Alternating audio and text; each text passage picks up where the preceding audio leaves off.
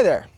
So if you're wondering where I am, what ND filter I'm using, and which action camera I'm using to film this gorgeous scenery, and which remote control I just pushed on to get this film footage rolling, then you're watching Blue Collar Guy.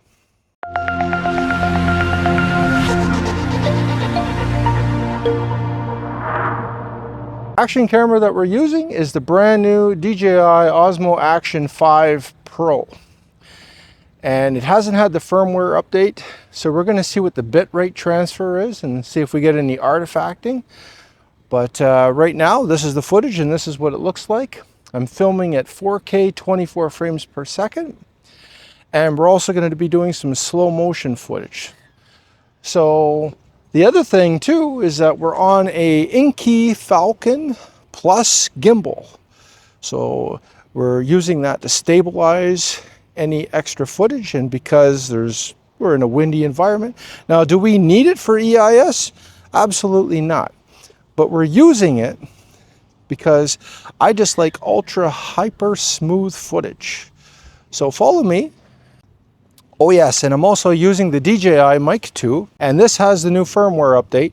And if you don't have that update and you want to do it on your phone, I made a video on that. You can just go to my videos and you can watch that video, and that'll help you. And if you want to compare the 5 Pro with the 4, I've also got some nighttime footage of the 4 and the Action 3. This is a picturesque Ontario little town where the houses are still big and very spaced, they're spaced apart nicely. So that's it for this part of the video. I need to show you how the slow motion footage works on this camera and how it works during the daytime. Okay, so that's it for this part, and I'm going to see you the next time. You're going to see a clip of the slow motion footage, and then we're going to go back to the studio. And the other thing we're going to be doing is I'm going to be showing you some anamorphic footage as well.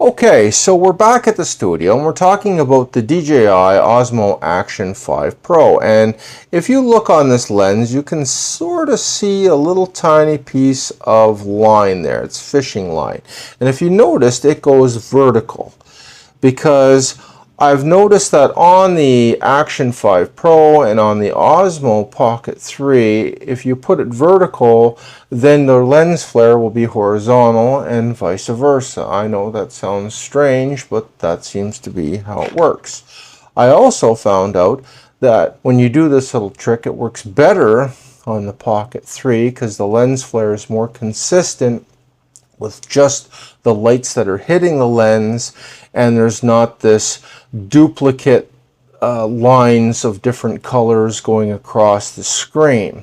So it's better on the Osmo Pocket 3. Maybe that has to do with the fact that it has a 1-inch sensor, and that this one has a different kind of sensor because it just got a new sensor. So maybe that has something to do with it. I never did try this trick on the Osmo Action 4. Sorry, I've never done it on the Osmo Action 4, but this is supposed to be a nighttime camera as far as an action camera goes. What inspired me to do it was the fact that GoPro's coming out with an anamorphic lens for their action camera. It's not going to be released for a while, but I thought I would just beat them to the punch and do a DIY on it. And maybe someone could do this DIY trick on their GoPro Hero 13 and tell me how that goes. So the fishing line that I'm using is ultra smooth, like the footage that I like, ultra smooth. And it is just 2-pound test, so you want really thin test. You've got enough line here to last you 1,000 cameras or more at least. Try to get the stuff that is kind of blue in color, and then that way it'll encourage you to get blue lens flare. If you get any other type of color line, then like yellow, then you may get more of a yellowy flare. You kind of see where I'm going with that. Whatever color the line is sort of like the type of flare you're going to get. And I'm going to go to the downward shot really quickly here just to show you. So this is the line. So basically the little rubber gasket, see, I'm just going to take it off, was what's holding it in place. So this way you're not damaging the camera. You just simply put that over top. You get someone to help you put that over to hold the line in place. Trim the ends. I usually use nail clippers, and you're done. With the Pocket 3, it's actually even easier because you just put the magnet right over top of it. You can just tighten it, trim it, and you're done. And I also would say that the effect looks a lot nicer on the Pocket 3 than it does on the Action 5 Pro. So I'm just going to go back to the other camera again. Now, that is a little DIY hack. I also did some slow-mo footage, and with the night shot, with the anamorphic look, I did enhance it through Capcut. So I'm going to go to the downward shot, and I'm just going to go into my Capcut. Okay, and then I'm going to go to, let me see. Okay, so let me see here. Okay, so you go into your Capcut when you're doing the anamorphic look. So if you're putting the fishing line on there, you still have to give it that cinematic look, meaning the little bars in the top and the bottom. So if you look on the phone, you'll see you go to Edit, and then you scroll over, and you're going to see auto reframe, and that's only if you're a subscribing member, so you have to be a subscribing member to get that. Just changing the aspect ratio, you're actually reframing it. Now you see the one marked 235:1 where it's got the little cinematic rule. You would click that, and then it would automatically reframe it. Okay, so now on the slow motion one, you can upscale it, and you can I'm just going to go to the slow motion footage. So if you're doing the slow motion footage on it, so here's the slow motion footage here, And if you're doing the upscaling, so you have to go into edit, and then you have to go into video quality. Then you click on that, and then you go to image quality, and this one's already UHD because I've already exported it once, but then you would scale it over to UHD, and then what it does is it actually sends the file to Capcut to get truly upscaled, and then it comes back to your phone. So they replace the file after they've done it, and if you make any changes to it, you have to re-upscale it again. Go back to me.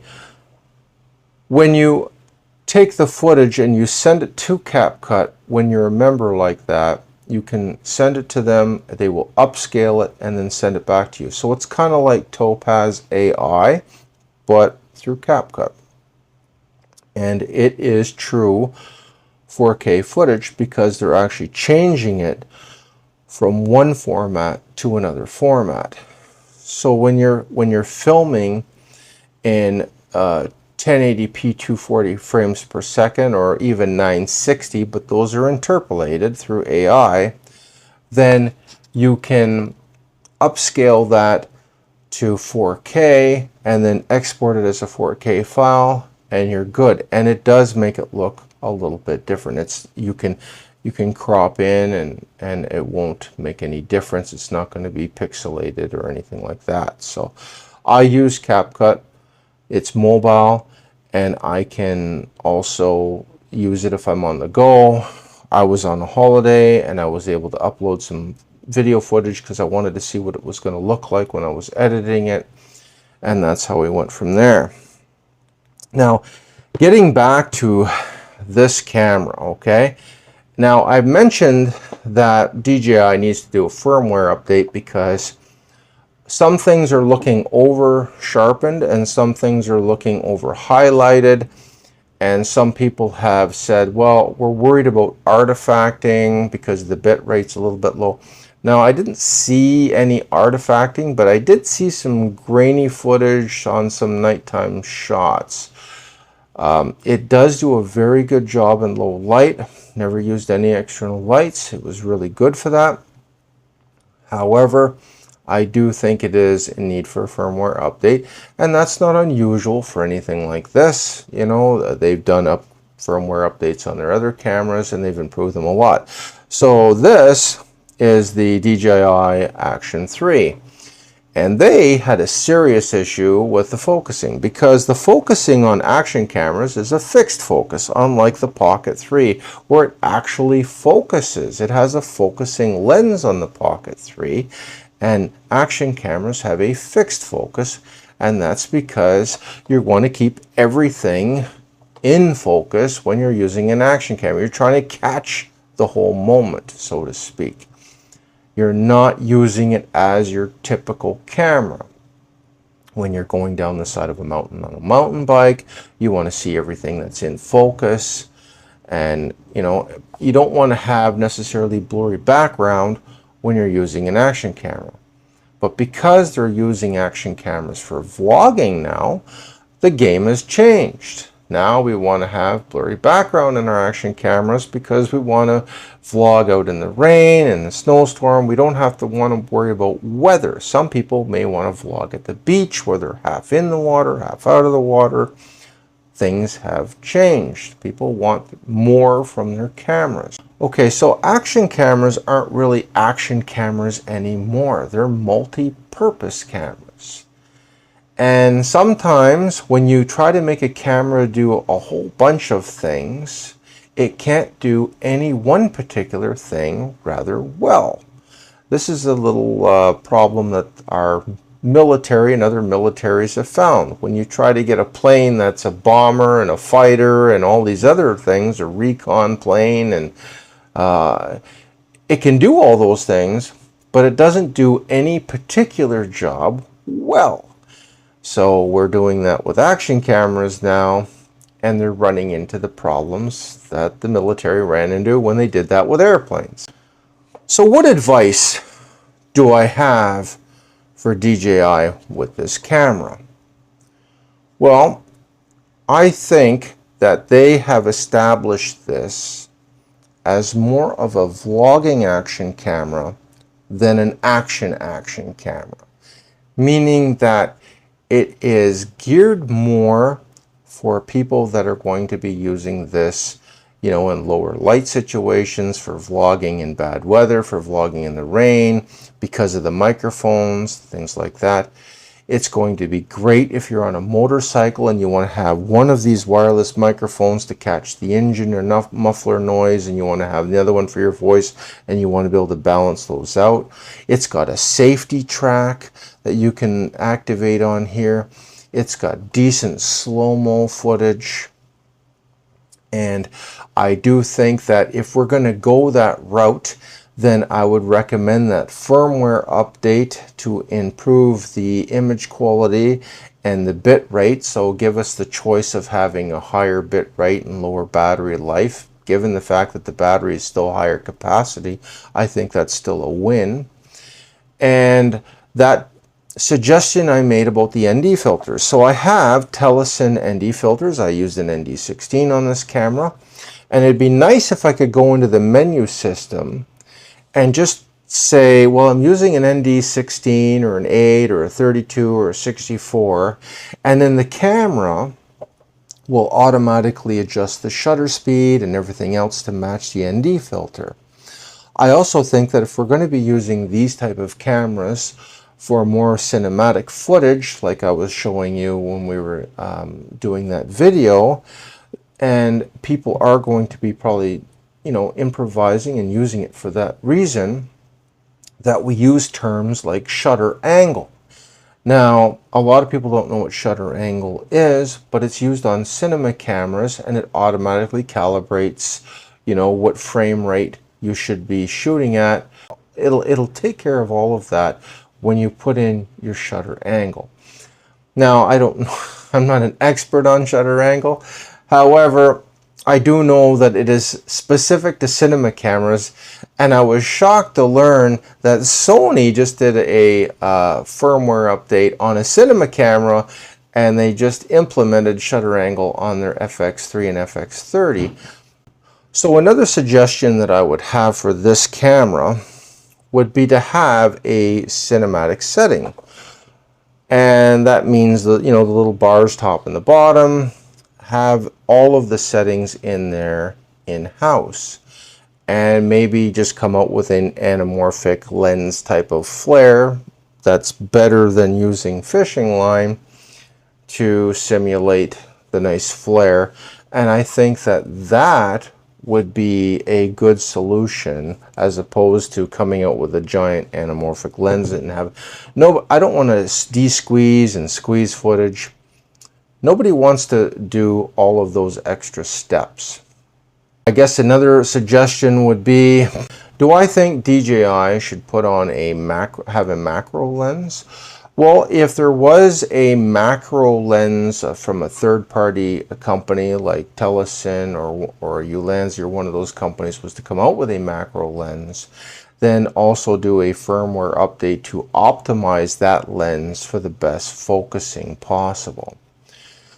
So the nice thing that I like about DJI is they're very good with customer support and firmware updates. Whenever I've reached out to them, they've always gotten back to me immediately, and they've always come up with suggestions immediately, and they've always come out with fixes. I think that one of the things that makes DJI a very competitive action camera company is the fact that they have other cameras than this camera. So the DJI Ronin 4 is a cinematic camera that DJI make, and it's actually used in movie making. I believe the movie Civil War was shot almost entirely with that camera. That camera costs about $14,000, and I don't think that even includes the lens. But it's like a pumped up version of the Pocket 3. And I do think that the Pocket 4, when it comes out, is going to be a much improved model. I'm hoping that the sensor gets even larger, and I'm hoping that the image quality and the low light capabilities and the accessories reach out even better. As I said before, I switched over to DJI because I wanted not just a camera, but I wanted an ecosystem, which means that I was going to invest a considerable amount of money in this ecosystem. So all of these cameras now are compatible with each other. You can put time code on them. You can link them all with the microphones, with the exception of the Action 3, which is kind of a disappointment. And the Pocket 3 also works with these cameras, and they all work under the same app. And they also transfer their files very quickly, wirelessly, so that you can edit them and get your films uploaded in a timely manner. They're not the end-all be-all, but when you're a small content creator such as myself, ease of use is key, because I have a day job that I have to go to. So when I'm doing YouTube, which I enjoy very much because I like reaching out to the public, I like helping people, and I also like the feedback that I get because I find it to be very interesting and helpful to me. Because YouTube isn't me just talking to you and trying to be a know-it-all or anything like that. It is about us learning from each other. I do not have sponsored videos. I do get some items sent to me at no charge, but I always will disclose that, and I will be transparent about that. And when somebody does send me something for free, I don't give my opinion on it. I just tell you the facts on it, and I let you decide for yourself. No infomercials at this channel. I'm not going to ask you to join a special membership, which costs you extra money. I'm not going to ask you to buy me a coffee. I'm not going to ask for anything like that because I believe that you've been harassed enough. I think that I'm just grateful if you hit like and subscribe. It doesn't cost you anything, and it helps me grow. And I don't even use affiliate links, so if you were to go to Amazon and buy anything or anywhere else, I don't even get any money off of that. I have a day job just like you. That's why I'm called Blue Collar Guy. It's all about us earning our money and our hard-earned money being spent in the most effective way possible. I'm hoping that it helped you when it comes to you don't have to buy 8K cameras to get good footage, to get good slow-mo. You can use other tools. You can start with good cameras like the Action 5 Pro, and then you can get some decent software when you're doing your editing, and you can improve upon those shots. You know, it's nice and great when you can just shoot with a camera and just use the footage straight out of camera, and I've done that. That's great. And if you're in a hurry, that's wonderful. But when you're starting to do things like slow-mo, anamorphic, and getting some special effects happening, you're going to need to rely on an editing program. Capcut's not sponsoring this. I pay for my own subscription. Like using them, I was using VN Editor Pro before, but it was causing a lot of glitches on my phone, and I just happened to come across Capcut, and it was a very similar user interface, and I liked it because I like to edit on my phone, and I actually like the features on it a lot better. So that's it for this video. Take care, be safe at work, and I will see you at the next video. Halloween special coming up. Bye.